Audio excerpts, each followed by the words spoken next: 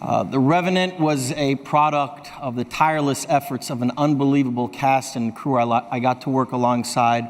Dating supermodels, being a renowned actor and film producer, and giving money to environmental activism make up much of the remarkable story of Leonardo DiCaprio. But his true success may be overcoming his obsessive-compulsive disorder, or OCD. How did OCD nearly destroy DiCaprio's beginnings as a budding actor? What did he do to overcome it? And why, after his success with Titanic, did DiCaprio purposefully invite OCD back into his life?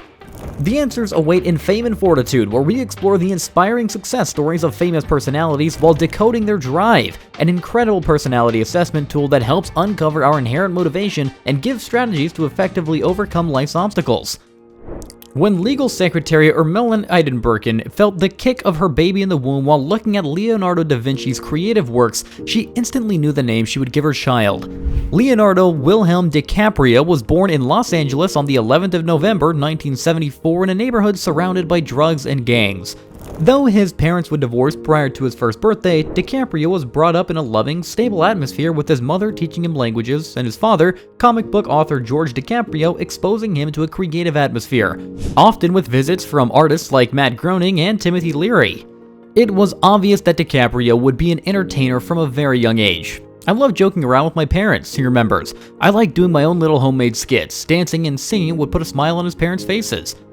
When DiCaprio's half-brother Adam began acting in commercials, DiCaprio tried out and succeeded in landing a role on the television show Romper Room. But at only 5 years old, DiCaprio was too excited during the first shoot, running around the set, touching cameras, and trying to get his mother to join him on stage. Unfortunately, DiCaprio was uninvited from the show. He was able to follow in his half-brother's footsteps and began acting in commercials, beginning with Matchbox cars and continuing with other top brands. But he wasn't an instant success. "I can remember getting rejected systematically by casting directors as a young kid," states DiCaprio. "I felt like the biggest outsider there was." The stress a young child would have felt from frequent rejection certainly could have led to the beginnings of DiCaprio's struggle with obsessive-compulsive disorder, OCD. DiCaprio was known to have symmetry and checking OCD. He has early childhood memories of repeating compulsions, walking a precise path to and from school, navigating sidewalk cracks, having to begin again if he deviated from the path. Knocking 3 times on wood before leaving a room was another manifestation of DiCaprio's compulsions. Anxiety grew if he didn't complete these tasks. It was a mild case to begin, something DiCaprio could often rationalize himself out of doing these things. But at some point as he got older, DiCaprio would say to himself, "Okay, you're being ridiculous. Stop stepping on every gum stain you see. You don't need to do that. You don't need to walk 20 feet back and put your foot on that thing. Nothing bad is going to happen." According to the Drive system, Leonardo DiCaprio's life can be associated hypothetically with a realtor/intellectual combination. The Drive system unlocks the doors to understanding your core motivations, the primary drive, and how you overcome obstacles, the secondary drive. Drive is an acronym for Director, Relator, Intellectual, Validator, and Executive personality types. Directors celebrate a love of lifestyle. Relators thrive in community. Intellectuals are fueled by systems. Validators are motivated by giving and receiving admiration, and executives embody a need for proof. As a relator, DiCaprio is driven by relationships, influence, service, family, and friends. It's visible in his personal commitments, his roles in films that often involve deep connections with characters in the community, and his environmental activism. For instance, consider his role in Titanic, where his character forms deep emotional connections.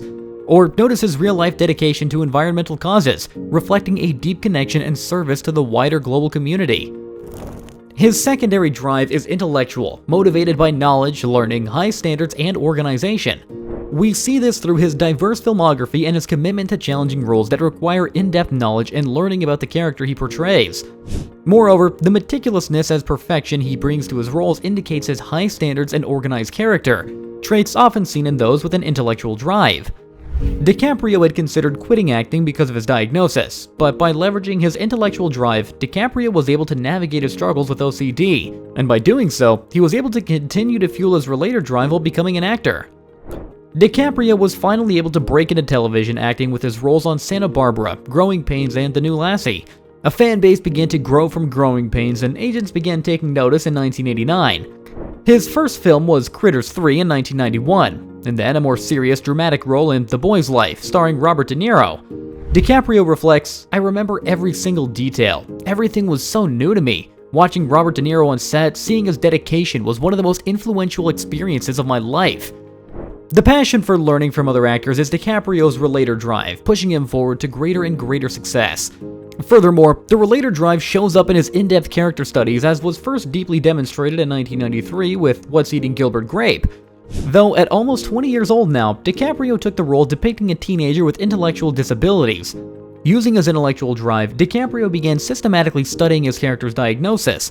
This moved into taking advantage of his relator personality by visiting with families and shelters that work with people with intellectual disabilities until he fully understood and could completely embody the role.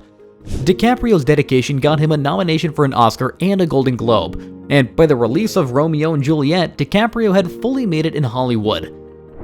Titanic would change everything. After his improvised line in the movie with arms raised on the bow of the Titanic, "I'm the king of the world," DiCaprio truly became the king of Hollywood in 1997.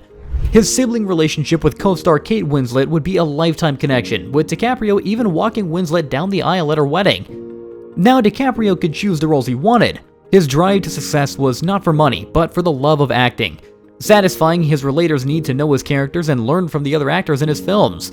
"My whole training," DiCaprio admits, "has come from being able to work with the actors that I've worked with and watching their process. That's been my college. The more I work with actors of this caliber, the more I learn and the more I pick up."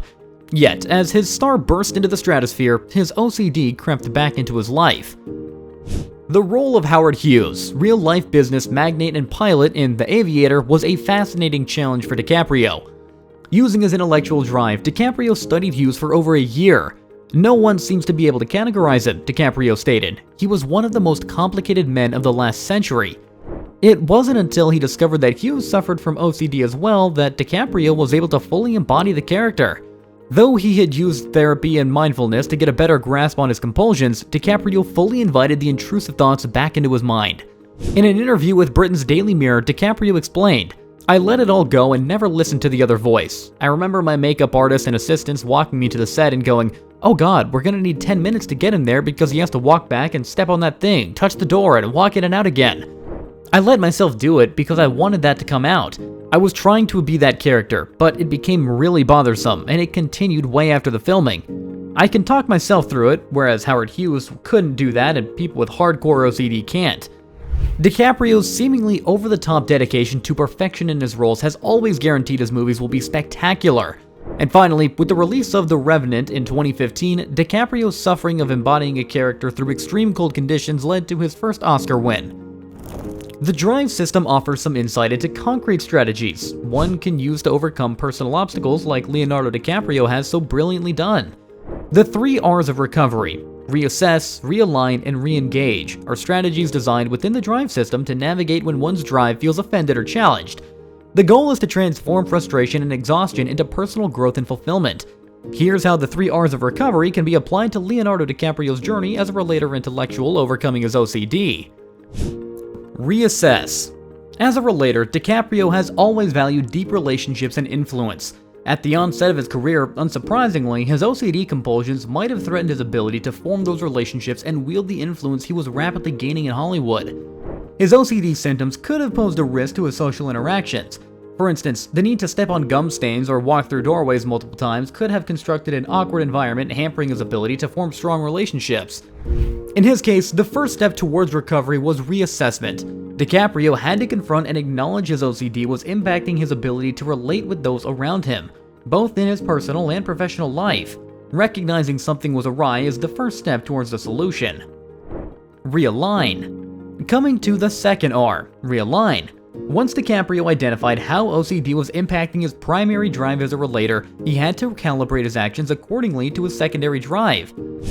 As an intellectual, DiCaprio knew he had to gain more knowledge about OCD and find a structured, logical approach to manage his condition. He sought help from therapists, researchers, and learned about the science behind OCD, its triggers, and coping mechanisms. By learning about his disorder, he was aligning his actions with the intellectual drive, taking control of his situation. Re-engage. The final R, re-engage, entails applying the reassessment and realignment process into one's daily life, moving beyond awareness and understanding to integration and action. As an actor, DiCaprio found a unique way to face his OCD head-on. He took on challenging roles that required him to portray characters with similar struggles. most notably Howard Hughes in The Aviator. By openly portraying a character with OCD and sharing his personal experiences, DiCaprio created an environment that allowed him to handle his disorder more effectively.